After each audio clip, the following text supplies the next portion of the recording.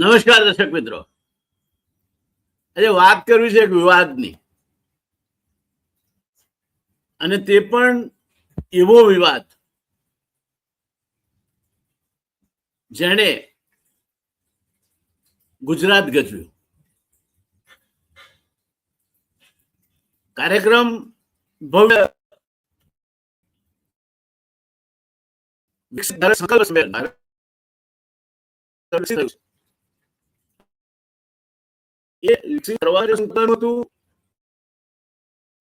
થઈ ગયું છે, માટે હજુ કઈ કરવાની જરૂર નથી. આ શીર્ષકથી ખબર પડતી નથી, પણ આ સંમેલન યોજાયું. સરકારી કાર્યક્રમ, સ્થાનિક નાગરિકો ઉપસ્થિત હતા, અધિકારીઓ હતા, અને ખાસ કરીને શિક્ષકો પણ ઉપસ્થિત હતા. આપણે ઘણીવાર સાંભળ્યું હશે, ખંડોમાં ગણાય. ત્યારે શાળા મારી તીર્થભૂમિ, જ્ઞાન ગંગા જ્યાં વહે, સા વિદ્યા યા વિમુક્તે, અને વર્ષમાં એકાદ દિવસ શિક્ષક દિન ઉજવીને ગુરુનું મહિમાગન પણ આપણે કરી લઈએ છીએ. પણ આ વિકસિત ગુજરાત શિક્ષણમાં 7મા નંબરે છે. એસર અહેવાલ પ્રમાણે 3 ધોરણ સુધીના વિદ્યાર્થીઓના ભારતના જે રેન્કિંગ છે એમાં ગુજરાત છેલ્લા નંબરે છે. ત્યાર પછી 6 ધોરણ સુધીના રેન્કિંગમાં ગુજરાત છેલ્લાથી બીજા નંબરે છે, અને 9 ધોરણ સુધીમાં ગુજરાત પાછું છેલ્લા નંબરે છે. ગુજરાતના શિક્ષણની અવદશા થઈ છે એમ કહેવામાં જરાય અતિશયોક્તિ નથી. શિક્ષણનું સ્તર કથળતું ચાલ્યું છે તેમ કહેવામાં પણ અતિશયોક્તિ નથી. અને આમ છતાંય ગુજરાતના મંત્રીઓ બેફામ વાણી વિલાસ કરે છે. માણસ જે મોટો એમ એનામાં ગર્વાઈ હોવી જોઈએ. તમે લોકશાહીમાં તમારા પ્રધાનમંત્રીને અનુસરતા નથી, તમારા ને મારા બંનેને, જે પોતાની જાતને પ્રધાન સેવક કે છે. પ્રધાન સેવક એટલે પ્રધાનો દ્વારા જેની સેવા કરવામાં આવતી હોય એવા પણ થઈ શકે. પ્રધાન સેવક, પ્રધાન સેવી. પણ અહીંયા તો કૃષિ મંત્રી રમેશભાઈ કટારાએ વટાણા વેર્યા.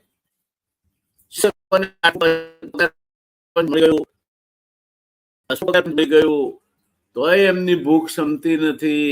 પહેલા 500 રૂપિયા પગાર મળતો હતો ત્યારે શિક્ષકોને કોઈ તકલીફ નહોતી, એમના વડીલોને કોઈ તકલીફ નહોતી, ઘર સુપેરે ચાલતા હતા. હવે આટલું બધું મળે છે તો એમની ભૂખ ભાગતી નથી. આ વાણી વિલાસ સરકારનો એક મંત્રી કરે, અને તે પણ સરકાર હસ્તકની શાળા હોય બીજા એક ખાતા માટે. તો રમેશ કટારાને પહેલો તો એ ખ્યાલ હોવો જોઈએ, માનનીય રમેશભાઈ કટારા સાહેબને, કે કેબિનેટમાં દરેક મંત્રી પોતાના ખાતા માટે તો જવાબદાર છે જ, પણ પોતાના તેમજ અન્ય ખાતાઓ માટે જોઈન્ટલી એન્ડ સિવિયરલી રિસ્પોન્સિબલ છે. એટલે રમેશભાઈ કટારા શિક્ષણ ખાતા માટે પણ એટલા જ જવાબદાર છે જેટલા શિક્ષણ મંત્રી કૃષિ ખાતા માટે જવાબદાર છે. બહાર એ સરકારના પ્રતિનિધિ તરીકે વાત કરે છે, અને સરકારના પ્રતિનિધિ તરીકે વાત કરે ત્યારે મોં પર લગામ નાખેલી હોવી જોઈએ. તમારા શબ્દોનું વજન, તમે જે કહો છો એની ગરિમા જળવાઈ રહેવી જોઈએ. તમે એમ કહો કે સરકારનો વહીવટ સુપેરે ચાલે છે, બીજી બાજુ ટીવી સમાચારોમાં દ્રશ્યો આવતા હોય. કટારા સાહેબને મારે ખાસ કેવું છે કે આ ખેડૂતોને પોલીસો મારે છે દંડે દંડે, તો ત્યાં કેમ નથી જતા તમે? કૃષિ મંત્રી તરીકે તમારી એ ફરજ છે કે ખેડૂતની સાથે ઉભા રહેવું. એ છોડીને ડાઈ હારે ના જાય ને ગાંડીને શિખામણ આલે. તમે શિક્ષકોને શિખામણ આપો છો અને તમારામાં એ ક્ષમતા છે? તમે પેલું ગાયન સાંભળ્યું છે? પહેલા પથ્થર વો મારે જો પાપી ન હો જિસને પાપ ના કિયા હો. તમે તમારા ખાતામાં બધું સમૂસૂત્ર ચાલે છે એમ માનો છો? ખેડૂતો રાતોની રાતો ડીઝલની લાઈનમાં ઉભા રહે છે, ટ્રેક્ટર રેલી લઈને ગાંધીનગર એમને આવવું પડે છે. તમે શિક્ષણોને સલાહ આપો છો કે મોબાઈલમાં મચ્યા રહે છે. તમને ખબર છે ખરી? તકલીફ લીધી છે? જાઓ સ્કૂલમાં, ગાળો એક દિવસ શિક્ષકો સાથે. કેટલા એમની પાસેથી જાત જાતની માહિતી અપલોડ કરવાની હોય છે એમને. પેલો બિચારો રાત્રે 12 વાગે નથી સુઈ શકતો અને ફોન ઉપર સૂચનાઓ દે ધોકાર. શિક્ષણ સિવાયના બીજા અનેક કામો તમે એમની પાસેથી કરાવો છો. એ ભાન છે તમને? શિક્ષક એને તમે ગુરુમાંથી ગધા હોયતરું કરનાર એક માણસમાં બદલી નાખ્યો છે. તમે એનું માન જ નથી રહેવા દીધું. પેલા ગાયકવાડી રાજ્યમાં સુબાનો કાર્યક્રમ થાય ત્યારે સ્ટેજ ઉપર શાળાના આચાર્ય બેસે, નગર શેઠ અથવા તો પોલીસ પટેલ કે સરપંચ બેસે. ક્યાં છે ગરિમા? અત્યારે તો શિક્ષકને અનેક કામો કરવાના હોય છે. કેટલા બીએલઓએ આપઘાત કર્યો? કેમ કર્યો? સરકાર તરીકે તમે જવાબદારી લો છો રમેશભાઈ? તમારો જે વિષય નથી, તમને જે સમજણ નથી પડતી કે આ મોબાઈલ શુક્રવાર રાખે છે, એમને એકમ કસોટીથી માંડીને કઈ કઈ જાતની વસ્તુઓ અંદર ભરવાની હોય છે, તમે જરા સમજવાની તો દરકાર કરો. તમારું અજ્ઞાન છતું શું કરવા કરો છો? અંગ્રેજીમાં એક કહેવત છે રમેશભાઈ કે it is better to keep quiet and permit the people to think that you are a stupid idiot. તમે ચૂપ રહીને લોકો તમને મૂર્ખ ધારે તો ધારી લેવા દો, એ વધારે સારું છે. Rather than speak and confirm it.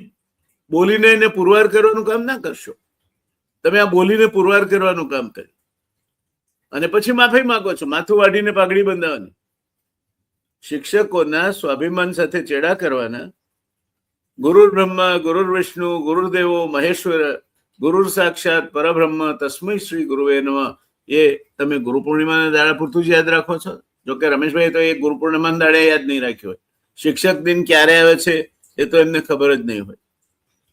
Doctor સ્વામિનાથનનો જન્મદિવસ પણ ખબર નહીં હોય. કૃષિ મંત્રી છે. તમે બેફામ વાણી વિલાસ કરી શકો? આ દેશના ભાવિ પેઢીને ઘડવાનું કામ જે લોકો કરે છે અને જેની પાસેથી શિક્ષક સિવાયના અનેક કામો તમે લો છો, એને તમે ક્યાંક વસ્તી ગણતરીમાં મોકલો છો. હમણાં હું ઘરથી બહાર નીકળતો હતો, ત્યાં 2 શિક્ષક મિત્રો આવી ગયા દરવાજે. મને જાણતા હતા એટલે મને કે સાહેબ, મેં કેવા ખરા તડકે નીકળ્યા છો તમે લોકો? કે આ વસ્તી ગણતરી માટે. મેં આવો, પાણી બાણી પીવું, ચા પીશો. લોકો એમને પીવાના પાણીનો ભાવ નથી પૂછતા, એ રીતે કામ કરે છે આ લોકો. એ આ શિક્ષકો છે. ચૂંટણી આવે તો શિક્ષક જોઈએ. મતદાર યાદીમાં SIR કરવાનું હોય ને કાઢી નાખવાનું હોય, પેલો આપઘાત કરીને મરી જાય તો એના ઉપર ટેન્શન આવે, શિક્ષક જોઈએ. તમે સમજી શું બેઠા છો શિક્ષકો? અને શિક્ષણ મંત્રી ક્યાં સંતાઈ ગયા? શિક્ષણ મંત્રીએ પ્રાયશ્ચિત કરવું જોઈએ. એમણે રમેશભાઈ કટારાની ઓફિસ સામે જઈ અને 1 દિવસના પ્રતિક ઉપવાસ કરી અને શિક્ષકોની માફી માંગવી જોઈએ. અને માનનીય શિક્ષણ મંત્રી જો એ કરવા તૈયાર હોય તો એમની સાથે 1 દિવસના પ્રાયશ્ચિત માટેના પ્રતિક ઉપવાસ માટે હું પણ બેસવા તૈયાર છું, કારણ કે હું પણ મૂળભૂત રીતે એક શિક્ષક છું. મારામાં એક શિક્ષક વસે છે. શાળા અભ્યાસ શાહબુદ્દીનભાઈ રાઠોડ જેવા શિક્ષકો હોય અને અભ્યાસ કરવાનો હોય. અમારા સમયના શિક્ષકો હોય અંગ્રેજી શીખવાડે તો અમે અમારું માધ્યમ અંગ્રેજી નહોતું પણ અંગ્રેજીનો તર્જુમો અંગ્રેજીમાં જ શીખવાડે. જોય તો જોય, ગ્લી, એક્ઝુમ્બરન્સ એક સાથે ધામ ધામ ધામ એના અંગ્રેજી પર્યાયવાચક શબ્દો આવે. સાહેબ અમને હોમ દે બ્રોટ હર વોરિયર ડેડ, એક રણ મેદાનમાંથી મૃત સૈનિકનું શબ એના ઘરે લઈ આવવામાં આવે છે. કવિતા છે એ કવિતાનું ભાષાંતર પણ ગુજરાતી કવિતા તરીકે કરે. આ શિક્ષકોની દશા બગાડનાર કોણ છે? તમે લોકો છો. તમે જાત જાતના કામો શિક્ષકો પાસેથી કરાવી રાખો છો અને શિક્ષક એ જેટલું ડીઈઓ ને કદાચ વફાદાર નહીં હોય એનાથી વધારે મામલતદાર ઓફિસ, અને જેને કામ નથી કરવું એ ખાસ આંટા મારે છે. 11 વાગે પહેલા મામલતદાર ઓફિસે જોઈ લેવાનું કે કઈ કામ છે સાહેબ, તો સ્કૂલમાં કેવડાવી દેવાનું કે મામલતદાર સાહેબે આજે આ કામે મોકલ્યા છે એટલે નહીં આવી શકાય. શિક્ષણનું આ તંત્ર એવા સમય જ્યારે એલ્વિન ટોફલર નામનો જે આ સદીનો મહાન વિચારક થઈ ગયો, એને કહ્યું છે હવેનો સમય કોનો હશે? રમેશભાઈ કટારા સાહેબ, આપે સાંભળવા જેવું છે. આપના દિવસો પૂરા થવાના છે ટૂંક સમયમાં. આપના એટલે આપના જેવા બધાના. હું આવી ગયો એમ. એલ્વિન ટોફલરે કહ્યું છે કે knowledge will be the power. જ્ઞાન એ જ શક્તિ છે. આર્ટિફિશિયલ ઇન્ટેલિજન્સ નામનો શબ્દ સાંભળ્યો જ ખરો તમે કટારા સાહેબ? Knowledge will be the power. જ્ઞાન એ શક્તિ હશે, and who has earliest access to the knowledge will be the most powerful. અને જેની પાસે જ્ઞાન સુધી પહોંચવાની શક્તિ હશે તે સૌથી વધારે શક્તિશાળી. આજે અમેરિકાએ ઈરાનને નમાવ્યું. કેમ? કારણ એની પાસે ટેકનોલોજી હતી, એની પાસે રિસોર્સ હતા, એની પાસે જ્ઞાન હતું. બીજું કયું છે એલ્વિન ટોફલર કે જ્ઞાન એટલી ઝડપથી બદલાશે, તમે રાત્રે સુઈ જાઓ અને સવારે તમારી જાતને રિફ્રેશનું બટન ન દબાવો તો યુ વિલ બી આઉટડેટેડ. તો તમારે આ શિક્ષકોને વાંચી અને જમાના સાથે રહેવા માટે જ્ઞાન સતત ભણતા રહે. શિક્ષક આ વિદ્યાર્થી છે, એને વિદ્યાર્થીને જમાનાની દોડ સાથે રાખવા હોય તો, જમાનાની દોડમાં પહેલા લાવવા હોય તો. આ શિક્ષક જે તમારી ભાવિ પેઢીને ઘડવાનો છે, આ શિક્ષક જે એનામાં જ્ઞાન સિંચવાનો છે, એ શિક્ષક માટે તમે એમ કહો છો કે 8મું અને 10મું પંચ મળી ગયું તો એ ભૂખ નથી ભાગતી. મંત્રીએ કટાક્ષ કરતા જણાવ્યું કે શિક્ષકોમાં 8મા અને 10મા નાણાં પંચ, પગાર પંચ સુધીના તમામ પ્રકારના આર્થિક લાભો મેળવી લીધા છે, તેમ છતાં તેમની ભૂખ ભાગતી નથી. તમારી ભાગે છે. હું ધારાસભ્ય થયા 2500 રૂપિયા પગાર હતો ધારાસભ્યનો હોઈને, અત્યારે 1.5 લાખ થી ઉપર લો છો. ભાગી છે ભૂખ તમારી. છતાં પણ ભ્રષ્ટાચારના કિસ્સાઓ તો મોટા ને મોટા થતા જાય છે. તમે કોને આ સલાહ આપો છો? તમારે તમારા સામે જુઓ પહેલા શું મળતું હતું તમને. તમે વિધાનસભામાં કશું ઉકાળો કે ના ઉકાળો 1000 રૂપિયા તમારા ખાતામાં જમા થઈ જાય. 6 દાડા વિધાનસભા ચાલે એટલે શિક્ષકનો અડધો પગાર તમારા ખાતામાં આવી જાય. શું તમારું ક્વોલિફિકેશન શું? કોઈ પણ રીતે ચૂંટાઈ આવવું એ જ ને. અને તમે શિક્ષકોને કહો છો કે તમામ પ્રકારના આર્થિક લાભ મેળવી લીધા તેમ છતાં તેમની ભૂખ ભાગતી નથી. ઉચ્ચ પગાર અને તમામ સરકારી સુવિધાઓ ભોગવ્યા બાદ પણ શિક્ષકો સરકાર સામે અવારનવાર વિરોધ પ્રદર્શનો કરતા રહે છે. નહીં કરવા જોઈએ, કારણ કે એમની પાસે તમારા જેવી સવલત પ્રાપ્ત નથી કે વિધાનસભામાં ડીએનએસ લિંક તમારા પગારો વધી જાય. તમારે કોઈ પૂછવા જ નહીં જવાનું. વાડી રે વાડી, બોલો દલા તરવાડી,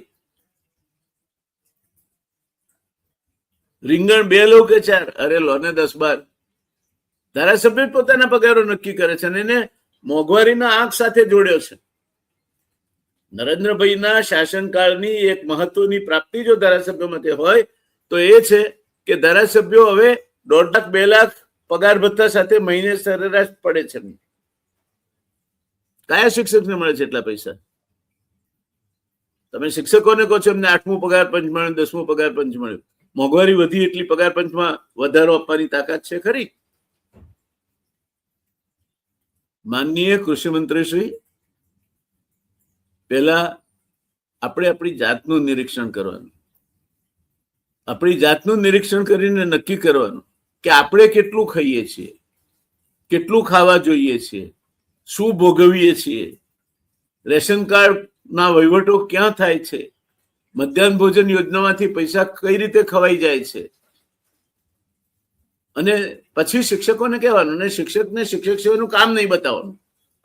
તમે શિક્ષકને દાઢીની દાઢી, સાવરણીની સાવરણી બધા કામમાં વાપરો અને પછી કહો કે ના ના શિક્ષકોને તો તરવ જ નથી, તો તમે આ દેશની ભાવિ પેઢીને બરબાદ કરવા બેઠા છો. રમેશભાઈ, માફી માંગવાથી તમારું પાપ ધોવાઈ જવાનું નથી. મનોવૃત્તિ જે મનોવૃત્તિ છે તમારી, આટલી હલકટ મનોવૃત્તિ હોઈ શકે મંત્રીની કે જે પોતાના કર્મચારીઓની ઈર્ષા કરે, તે પણ નાનો અમથો કર્મચારી શિક્ષક એની ઈર્ષા કરે, જેને વારે તહેવારે ખરું ખોટા કામોસર વાપરો છો તમે. ચૂંટણી યાદી રિવાઇઝ કરવી હોય, બીએલઓ તરીકેનું કામ કરવાનું હોય, મતદાન વખતે જરૂર હોય, મત ગણતરી વખતે જરૂર હોય, બીજા નાના મોટા જે કઈ અહેવાલો તૈયાર કરવાનું, અને એકમ કસોટીનું તમે કઈ રીતે કરવાનું છે, લોડિંગ એનું અપલોડિંગ કઈ રીતે કરવાનું છે તમને ખબર છે ખરી? શિક્ષક પાસે કઈ કઈ વસ્તુઓ હવે અપલોડિંગ કરીને માંગવામાં આવે છે ખબર છે ખરી તમને? તો એ જે મોબાઈલ વાપરે છે ને, એ પેલા વિધાનસભામાં તમારા જે બે સાથીઓ પોર્નોગ્રાફી જોવા વાપરતા હતા એના માટે નથી વાપરતા, એ કામ માટે વાપરે છે. અને ઘસાઈ જાય છે. રાત્રે 12 વાગે એને કેવું હોય તો મોબાઈલ પર 7 દિન મેસેજ જાય છે કે કાલે સવારે 10:30 વાગે માનનીય અમુક અમુક અમુક આવવાના છે, આપે ગુલામી ખત લખાવીને હાજર થઈ જવું. એટલે તમે આ ઉમેરો વડીલોનો દાખલો આપો છો, તો એ તમને કેમ ભાન નથી પડતું કે એ વડીલોને જયારે 500 ને 1000 રૂપિયા પગાર મળતો હતો ત્યારે ઘઉં 8 રૂપિયા મળતા હતા, મળે છે અત્યારે. ચોખ્ખું ઘી 20 રૂપિયા મળતું હતું, મળે છે અત્યારે. દૂધ ભેંસનું હોય તો 4 અને 500 ml મળતું હતું, મળે છે અત્યારે. ખાંડ 14 આનાની શેર મળતી હતી, મળે છે અત્યારે. તેલનો ડબ્બો 14 રૂપિયા મળતો હતો, મળે છે અત્યારે. રમેશભાઈ કટારા સાહેબ, મંત્રી થયા પછી તમારા મગજમાં વાયુ દોષ થઈ ગયો છે. તમે કોઈક સારા મનોચિકિત્સકની સલાહ લો, આ જોખમી નીવડશે તમને. તમે મંત્રી છો અને આ નિવેદનો આપો છો. સારું છે તમારા મુખ્યમંત્રી મૃદુ છે, મૌન છે અને સરળ છે. ભૂપેન્દ્રભાઈ એક મૃદુ, સૌમ્ય, સરળ અને મૌન મુખ્યમંત્રી છે. મનમોહનસિંહ ને મોહનસિંહ કહેતા હતા, ભૂપેન્દ્રભાઈ તો એનાથી વધારે છે, ભાગ્યે જ બોલે છે. અને બોલે ત્યારે એવું બોલે કે ખતરનાક ખેલ પાડી નાખે. હોડી હોનારતમાં ડૂબી ગયેલ બાળકોની માતાઓ આક્રોશ વ્યક્ત કરવા માટે માગે ત્યારે પોલીસ વાળા પકડીને એમને લઈ જાય, કારણ કે મુખ્યમંત્રી પાસે આવા દુઃખો થોડા રડાય છે. મુખ્યમંત્રી તો સારી સારી વાતો કરવાની હોય તમારે. આ મૃદુ, મૌન અને મારા પહેલા સાહેબ હતા એક લલિત દલાલ, જે ગુજરાત રાજ્યના છેલ્લા ICS ચીફ સેક્રેટરી હતા. એમણે એવું કહ્યું હતું કે to be a gentleman is a disqualification for an administrator. એ એવું ગમ્મતમાં કહેતા કે તમારા ઘરમાં તમારા પત્ની એમ કહેવા માંડે કે અમારા એ તો ભગવાન જેવા ભોળિયા રાજા છે, ત્યારે વહેલાસર સંન્યાસ્ત લઈ લેવો. અને ભૂપેન્દ્રભાઈ ભોળા છે, ભગવાનના માણસ છે. ખાલી દાદા ભગવાનના નહીં, બધા ભગવાનોના માણસ. દલાલ સાહેબની ભાષામાં કહીએ તો શું થાય અર્થ? To be a gentleman is a disqualification for an administrator. હું એની ચર્ચામાં પતતો નથી, કારણ કે છેવટે with all said and done લડવું હોય તો માથાભારે સાથે લડવું. ભૂપેન્દ્રભાઈ સાથે શું કરવા વિવાદ કરવાનો? ભૂપેન્દ્રભાઈ તો આમે વિવાદમાં પડે એવું વ્યક્તિત્વ જ નથી. તમે એમને આમ જોરથી ધક્કો મારો તો તમારો હાથ સામેની બાજુ નીકળે, એટલા મૃદુ છે. અને હર્ષ સંઘવી તો તપાસમાં છે, ભલભલા ચમરબંધીને પણ નહીં છોડવા. પકડ્યા કેટલાને છોડવાની વાત છે?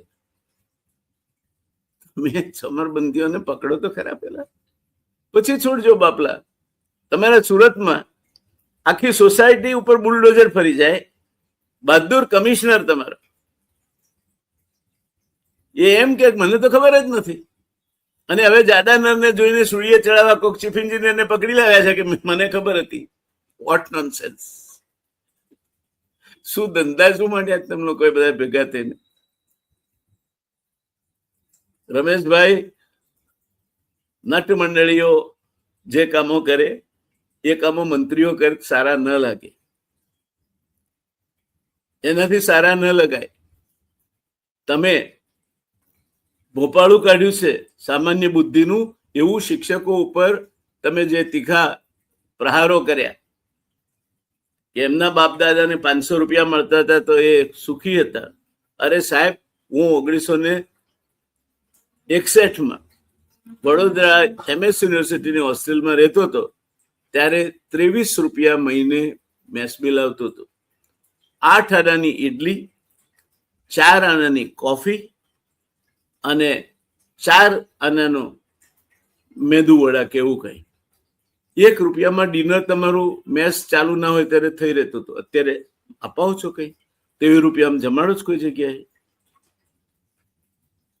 એ 23 રૂપિયાનું મેસ બિલ અત્યારે ક્યાં છે? અને તમને તો તક છે, તમે યુરિયાની થેલી ખેડૂતને ભાવ નહીં વધારો. પાર્લે બિસ્કિટ જેવું કામ છે તમારું. બિસ્કિટ એટલા જ રહે, પણ એ પાતળા પાતળા પાતળા પાતળા થતા જાય. અત્યારનું પાર્લે બિસ્કિટ આમ હાથમાં લઈને ફૂ કરીને ઉડાડો ને તો સભાના છેડે જઈને પડે. ભાવ 5 રૂપિયા છે. સરકારનો ટેક્સ એમાં 75 પૈસા. આ વાણી વિલાસ શેના માટે? અને શિક્ષકોના સંગઠનનો લાલચોળ થાય એમને અધિકાર છે. હું તો આ મુદ્દે એમની સાથે છું. પણ શિક્ષકોના સંગઠનો ક્યારેક આત્મ નિરીક્ષણ કરશે? You are thoroughly politicalised. ચૂંટણી વખતે સત્તાધારી પક્ષની કદમબોસી કરો છો, તમે તળિયા ચાટો છો, એમને અનુકૂળ કામો કરો છો. પોસ્ટલ બેલેટ તમારા વાળાના બધા સત્તાધારી પક્ષના ઉમેદવારને જાય, એ વ્યવસ્થા કોણ કરે છે? તમે સ્વત્વ ગુમાવ્યું છે, માટે તમે જેમનું પ્રતિનિધિત્વ કરો છો એમને બેઠવું પડે છે. શિક્ષકોના પ્રતિનિધિ મંડળના જે હોદ્દેદારો છે એમને તો બોલવાનો અધિકાર જ નથી. કે મેં કહ્યું ને, પહેલા પથ્થર એ મારે કે જેણે પાપ ના કર્યું હોય, જે પાપી ના હોય. તમે ગળા બૂટ છો, આમાં બધા જ લાભો લો છો તમે. પેલા શિક્ષકોના ખર્ચે ને જોખમે. હવે છે ને લાલ ગુમ થાવ છો તમે. તમારા લાલ ગુમ થવા જેવું છે શું તો તમે લાલ ગુમ થાવ છો? લાલ ગુમ થવું હોય તો થાવ ને. જયારે તમારા બીએલઓ એમ કહેતા હોય કે આપણા પોસ્ટલ બેલેટ ભેગા કરીને અમુકને જ આપવાના, તાર થાવ ને. જયારે તમારા શિક્ષકો મામલતદાર કચેરીમાં જતા હોય સ્કૂલના બદલે, ત્યારે થાવ ને. તે વખતે નથી થવાતું, કારણ કે તમે ખરડાયેલા છો છે ગળા સુધી. એટલે રમેશભાઈ નો વાંક છે. અસ્તિત્વ વગરના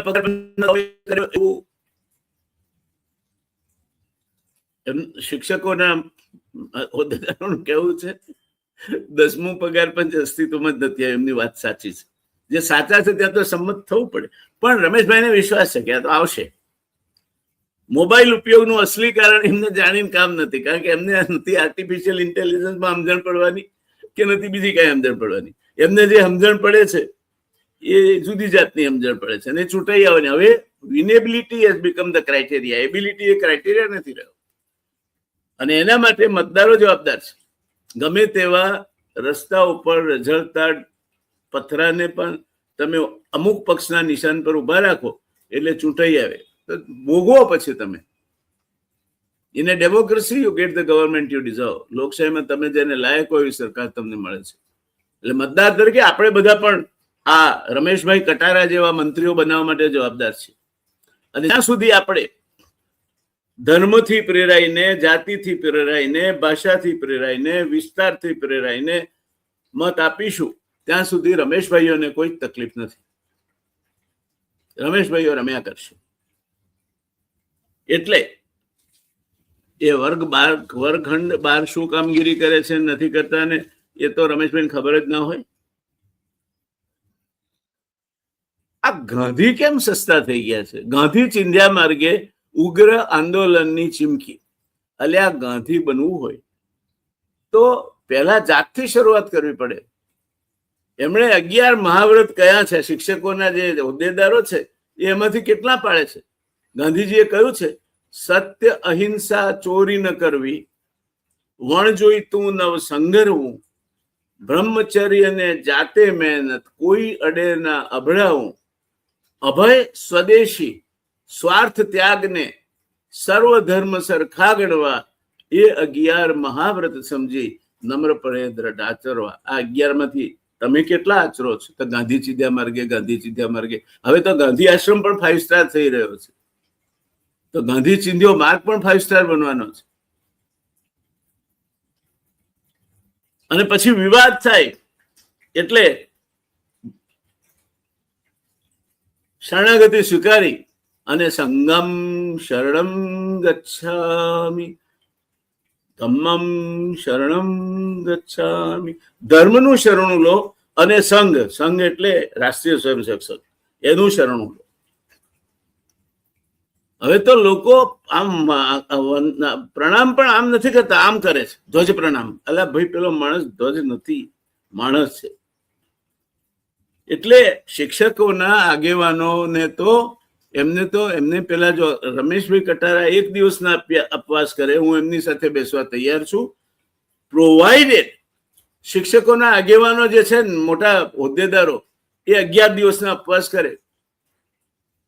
એમણે જે રીતનું પોતાના નાક નીચે શિક્ષકોનું એક્સપ્લોટેશન થવા દીધું છે તે માટે એ જવાબદાર છે. ગાંધીને શું કરો વચ્ચે લાવવાનું? ગાંધીને તો આપણે ભૂસવા બેઠા છીએ. હવે તો આપણે એવું કહીએ છીએ, પેલો મૂળ ભજન તો એવું છે કે વૈષ્ણવ જન તો તેને રે કહીએ જે પીડ પરાઈ જાણે રે, પર દુખે ઉપકાર કરે તોય મન અભિમાન ના આણે રે. આ બધા નમૂનાઓ તો એવું ગાય છે કે જે પીડ પોતાની જાણે રે, પર દુખે ઉપકાર ન કરે કદી, મન અભિમાને આણે રે. મેં કર્યું એ જ અજ્ઞાનતા, શકટનો બાર જેમ શ્વાન તાણે, બધે મારો ફોટો હોવો જોઈએ. એ પછી રેશનિંગની થેલી હોય, ભૂકંપ રાહતની હોય કે બીજી કોઈ હોય.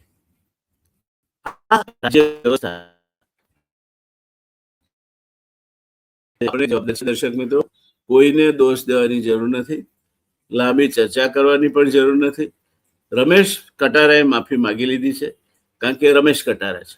કદાચ એમના બદલે બીજા કોઈ હોત તો ના માગી હોત માફી. થાય કરી લો, જાઓ, શું કરશો?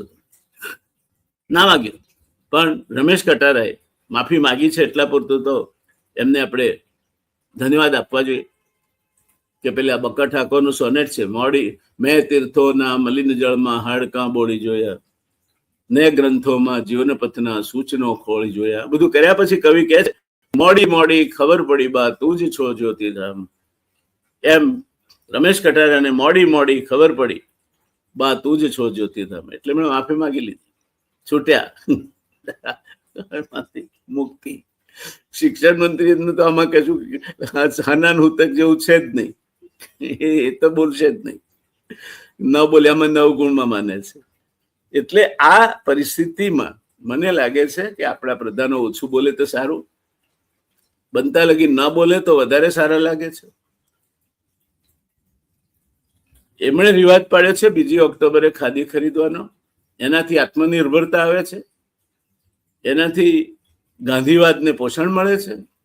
એ 2 ઓક્ટોબરે જે ખાદી ખરીદી હોય એના સરસ મજાના આખો વર્ષ કપડાં પહેરવા, ચહેરા ઉપર સ્મિત ફરકાયેલું રાખવું, આજુબાજુ કેમેરાવાળાઓ રાખવા, અને નહીં તો પોતાના જ માણસો સાથે રાખી અને તમારે કામ કરવું.